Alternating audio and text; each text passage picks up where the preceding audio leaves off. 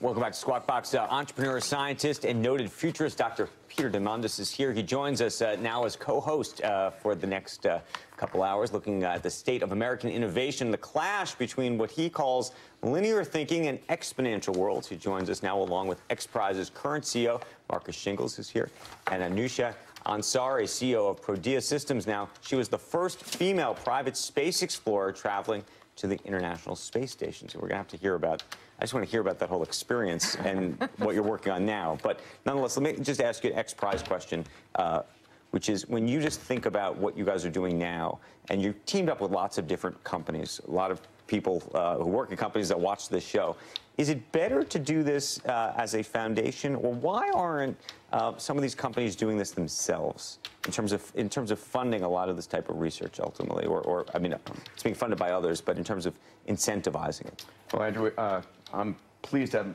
our new CEO of XPRIZE on camera here. So, Marcus, you want to take that one? Yeah, so I mean, in my previous career before I was at XPRIZE, I worked in management consulting. So I worked with a lot of the big companies on using the crowd to disrupt their industries. You see that happening a lot now. So XPRIZE's model is that we use the crowd, but instead of creating commercial impact, only commercial impact, we're really focused on solving grand challenges. Now, many times they're one and the same. So if you look at the original XPRIZE that Anousheh Ansari funded here, right, it led to the launch of the private space industry. But the industry didn't realize there was a there until XPRIZE demonstrated that there was. Are businesses, though, too small bore? Have they become smaller bore over the years? I mean, I think the concept here is that individuals, small teams, are so empowered right now. They're empowered to do what only governments and large corporations could do 20 years ago. But they're willing to take much bigger risks. And so the challenge is if a company takes a big risk and fails, you're reporting on it here on the news as a failure, where if a company puts up a large prize to solve hunger, education, water, energy, and 1,000 teams compete, and we get, you know, as many as hundreds or thousands of teams competing, you don't need to have all of them. When you have one win and then the winning results, you know, sort of go into society as a benefit. What is the biggest, most mind-boggling thing you know of any small team working on right now at any company? A lot. We have the Google Lunar XPRIZE, which has been running for years, and we're at a point now where we expect in 2017 we're very optimistic because 2 of the teams competing have launch contracts, and this is essentially to do a lunar landing as a private citizen. And 2 of those teams that have launch contracts to get their robots up into the orbit to get that lunar landing to actually take place. So that's pretty audacious. A $30 million purse from Google put up for that. We have Qualcomm's tricorder XPRIZE. It's $10 million to build a sort of a handheld device for the consumer that can diagnose them better than a team of doctors. Elon Musk funded a $15 million global learning XPRIZE, teach kids around the world how to learn. Doesn't use Theranos technology for the diagnosis. No? Okay. Not yet. But it seems that's a ways off, I think, just a handheld device. I mean, you need blood. For the diagnostics? Yeah, you need blood. So you're going to need, you know, it could be blood, it could be rapid genomic sequencing, it'll be diagnostics from AI. These are all things coming to this, converging technologies. Right. I have a space question for you. In the space race between Elon Musk and Jeff Bezos and Richard Branson, who's winning? Definitely SpaceX, Elon. Elon. Yes, he's much further. He started earlier. I think he has larger funds available to him, and he took bigger shots. So it's a big passion of his. It's his primary objective and focus right now. So I think he's putting a lot of might. And what's he behind. capable of doing that Bezos is not, for example? It's more than capability. It's the focus and attention and the devotion of time and funds to it. I think Jeff is also very passionate, but he's taking it at a much slower pace, which is his style. I think he will succeed also, but I think he's just a little bit behind. Is there a dark horse in this race that we don't know about? Well, listen, Paul Allen's funded the Strato launcher, the largest airplane to carry and launch. There's probably a half dozen small companies.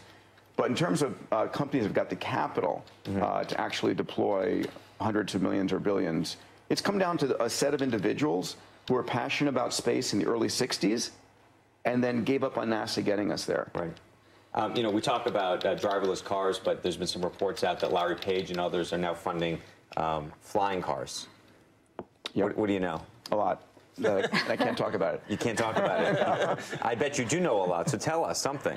So, listen, when you think about what the future of transportation is, we're going to have autonomous Ubers, right?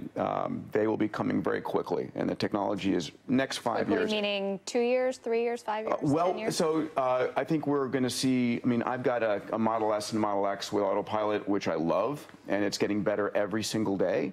And then we're going to... You keep your hands on the wheel. You're not watching I do movies. keep my hands on the wheel. No, not movies. I may check an email once in a while. Don't tell anybody, though. No, but you should. Given what happened, you don't feel any anxiety about that? It's under what conditions you do that. But my hand is on the wheel, and the little warnings come up here. But listen, the future transportation is going to be autonomous cars in the next 2 to 5 years. We'll see full autonomy coming online. Full autonomy. Full autonomy coming on. And when do you think the public accepts full autonomy? And the reason I ask is so people talk about now in America, there's about 35,000 fatalities, vehicle fatalities. And if you could take that number, they say, could we get that number to be half? Yeah. But if I told you that there would be 15,000 fatalities and they were going to be that the fatalities were going to be a function of the computers not doing what they're supposed to do, I'm not sure the public's going to accept that. You can make up any numbers, and probably the case is we don't ever measure the lives saved by the autonomy and the time saved by the autonomy. But you're right. It's going to be a conflict between, our normal way of doing it in the past and new breakthroughs. I mean, we're also working on a whole set of XPRIZes in VR, right, where you don't have to get into a car and go anyplace. You're just actually going to be telepresencing yourself there. Right.